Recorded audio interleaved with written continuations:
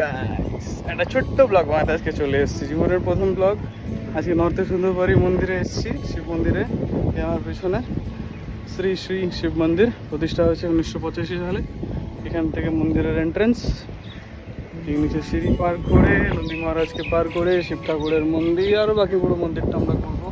Just front camera দিয়ে সামনের ভিউটা দেখে নিন, দারুণ ফিল হবে সবার। ছোট্ট একটা ব্লগ, অসাধারণ লাগছে একটা মেঘের দিনে আজকে। ওয়াও, আর কি চাই। দেখা হচ্ছে।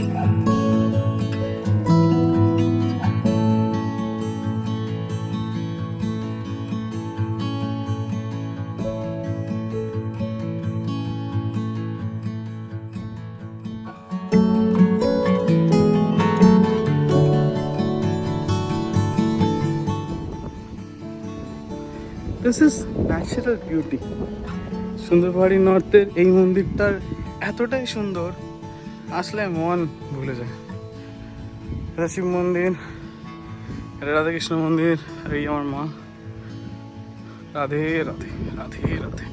ছোট্ট একটা ব্লগ।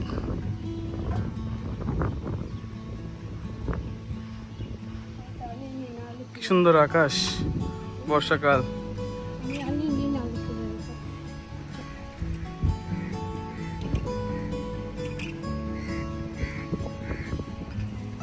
সেই নিচে আমার গাড়ি পার্ক করা আছে, একটু জুম করলে দেখা যাবে। এখন তো অনেকটাই জুম হবে। কি সুন্দর লাগছে না? ছোট্ট একটা ব্লগ। যদি প্রকৃতি সৌন্দর্য দেখতে হয় তো চিত্তরঞ্জনে আসা উচিত। চিত্তরঞ্জনের থেকে ভালো জায়গা হয় না। আমাদের নন্দী মহারাজ।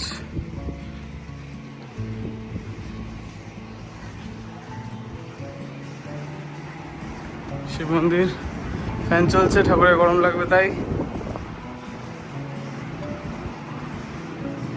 হর হর মহাদেব, হর হর মহাদেব।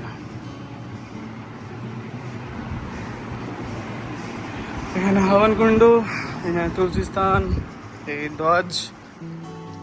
আমরা ব্রাহ্মণ, আমরা এইসব জিনিসকে একটু বেশি ভালোবাসি। এই আমাদের বজরংবলীর মন্দির, একই জায়গায় চারটে মন্দির। জয় বজরংবলী। মন ভরে যায় মন্দিরে আসলে। জয় শ্রীরাম। এই ডোনেশন পত্রে সবাই ডোনেশন করতে পারে, ডোনেশন পত্র সকলের জন্য। এই আমাদের ছোট্ট করে মা মনসার এক ফটো দিয়ে তার পুজো করার জায়গা বানানো হয়েছে। জয় মা মনসা, সকলের মঙ্গল করো। খুব সুন্দর এই মন্দিরটা। এটা মন্দিরটার পিছন দিক,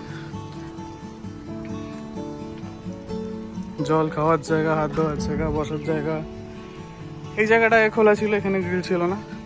এক সময় এখানে সবাই আসতো, বসতো। নিচের যে জায়গাটা দেখা যাচ্ছে সেই জায়গাটা ঝাড়খণ্ড, জানি না বোঝা যাচ্ছে কিনা। আমরা বেঙ্গলে দাঁড়িয়ে আছি। এর নিচে অজয় নদী আছে, তার পাশে বর্ডার আছে। সেই বর্ডারে পার করলেই ঝাড়খণ্ড। ঘন জঙ্গল, কিন্তু কোনো ভয় নেই এখানে। খুব সুন্দর জায়গা, খুব ভালো জায়গা। এখান থেকে ভিউ যদি আমরা 0.5-এও দেখি, এরকম ভিউ দেখা যাবে না চট করে।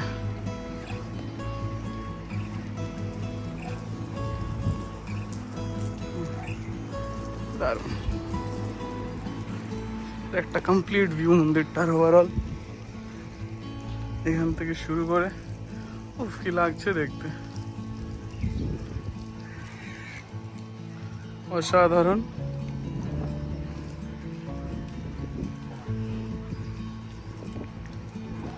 প্রকৃতি যখন রূপ দেখায় এতটাই সুন্দর লাগে না, মানুষের মুখে সৌন্দর্য তখন কম পড়ে যায়। আরে নন্দী ভগবানের কাছে কাক মহারাজ কি করছে? নালিশ করতে এসছে।